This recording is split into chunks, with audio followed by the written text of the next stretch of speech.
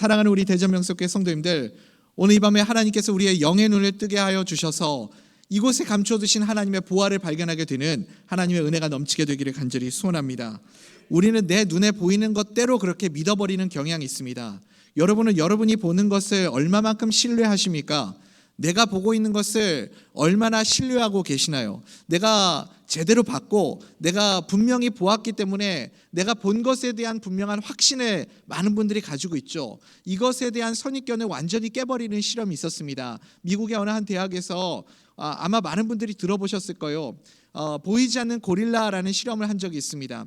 실험 대상자들을 이렇게 방 안에 모아놓고 영상을 하나를 보여주었어요. 체육관에서 농구 선수들이 패스를 하는 그 농구 연습을 하는 영상을 보여주면서 이 농구 선수들이 패스를 몇 번을 하는지 세어보게 시켰습니다. 그리고 2층 관중석에 이제 고릴라 분장을 한 사람이 2층 관중석을 이렇게 가로질러서 지나가게 만들었어요. 그러면서 중간에 막 가슴도 두드리고 막 춤도 추게 하고, 그리고 고릴라가 지나갔죠. 그 다음에 영상을 마치고 실험자들에게 물어봤습니다. 농구 선수들이 막 이렇게 패스하는 것을 집중해서 그들이 보고 있었잖아요. 그래서 위에 뭐가 지나간 것을 보았느냐라고 물어봤어요. 그랬더니 결과가 어떻게 됐을까요? 아무도, 단 한 명도 2층에 고릴라가 가슴을 두드리며 지나가는 모습을 보지를 못했다라는 거죠.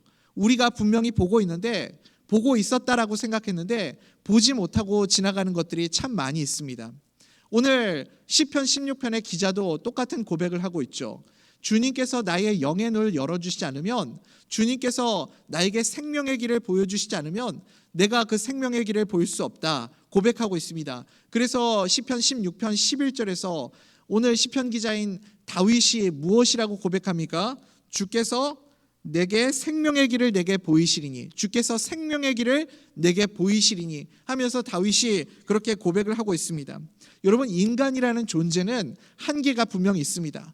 수많은 무수한 정보들을 우리가 다 보고 다 그 정보들을 습득하고 살아갈 수가 없기 때문에 사람들은 내가 보고 싶은 것만 바라보면서 내가 보는 것이 모든 것이라고 생각하고 착각하고 살아갑니다. 그것을 심리학자들은 무엇이라고 설명하냐면 선택적 자각이라고 말을 하죠. 내가 보고 싶은 것, 그래서 내가 수용할 수 있는 것만 나의 한계가 있기 때문에 나에게 필요한 것만 선택적으로 그렇게 수용하는 것, 그것이 선택적 자각이라 말을 합니다. 그러니까 우리 인생을 돌아볼 때 사실은 하나님께서 우리의 인생길 가운데 수많은 생명의 길을 열어주실 때가 있어요.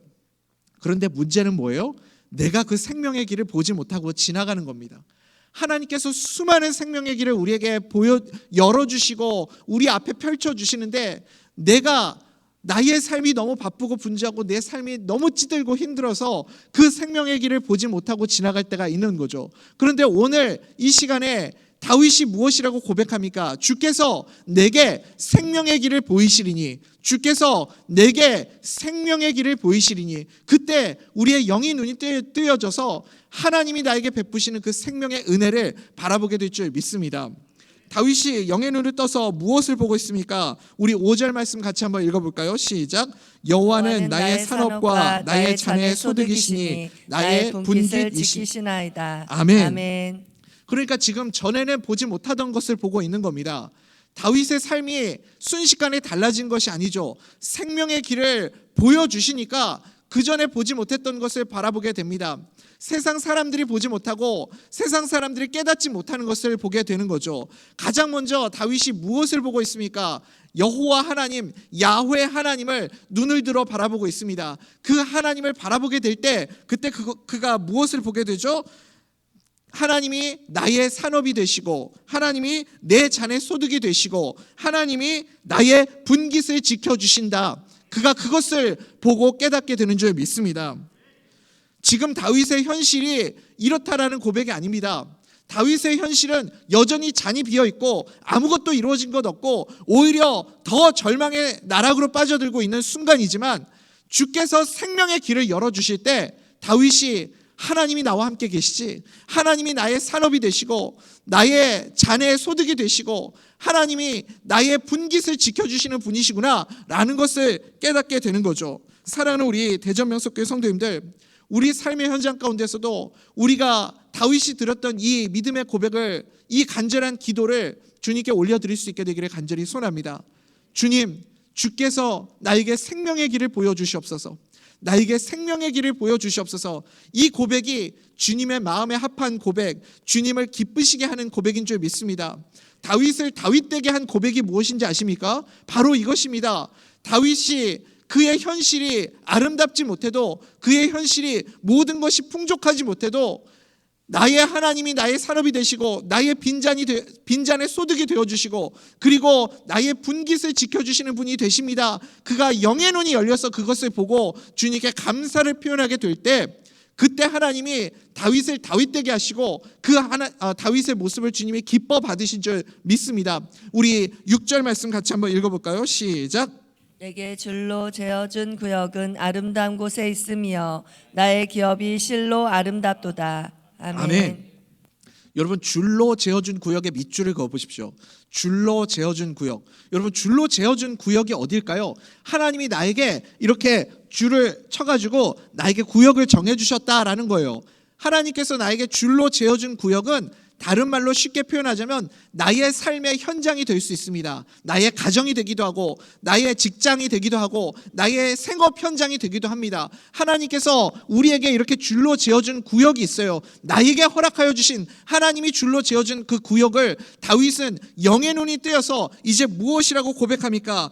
나에게 줄로 재어준 구역은 아름다운 곳에 있으며 나의 기업이 실로 아름답도다. 그렇게 고백하고 있습니다. 지금 다윗의 고백 속에 절망이나 낙담이나 고통이나 슬픔이나 이런 것들을 느껴지십니까? 이런 모습들을 전혀 찾아볼 수 없습니다. 현실은 그렇지 않은데 그가 하나님께서 나에게 줄로 재어진 구역을 바라보며 감사하며 주님께 영광을 올려드리고 있는 모습을 보게 됩니다. 어떻게 그럴 수 있었을까요? 가장 먼저 현실을 바라보는 것이 아니라 가장 먼저 눈을 들어 야훼 하나님을, 나의 구원자 되시는 하나님을 바라보았기 때문입니다. 이런 모습 때문에 하나님은 다윗을 사랑하지 않을 수 없었습니다. 더 놀라운 사실은 그의 고백 속에 이 감사가 묻어 있다라는 거죠.